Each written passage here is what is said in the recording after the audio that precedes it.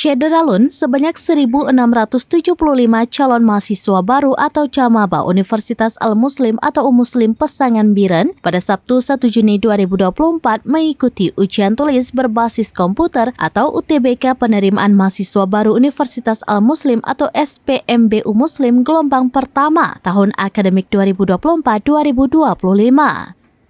Seleksi mahasiswa baru berlangsung di Gedung MA Jangka Ruang Laboratorium Robotics dan Multimedia Kampus Muslim Matang Gelumpang 2 Biren.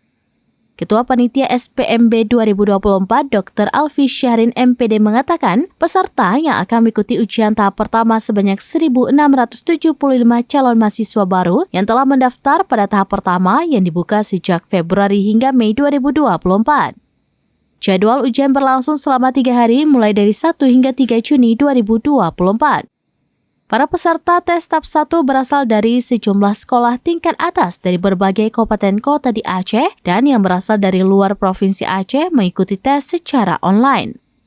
Wakil Rektor 1 Muslim Dr. Halus Satriawan MSI saat sedang memantau pelaksanaan ujian mengatakan para mahasiswa mengikuti tes potensi akademik atau TPA mengukur kemampuan akademik calon mahasiswa tentang pelajaran umum seperti matematika, bahasa Indonesia, dan bahasa Inggris. Kemudian calon mahasiswa yang membeli FKIP selesai TPA wajib mengikuti wawancara bidang keguruan. Begitu juga calon mahasiswa kebidanan mengikuti wawancara. Dari Biren, Yusmadin Idris, serambinews.com. Download Tribun X sekarang, menghadirkan lokal menjadi Indonesia.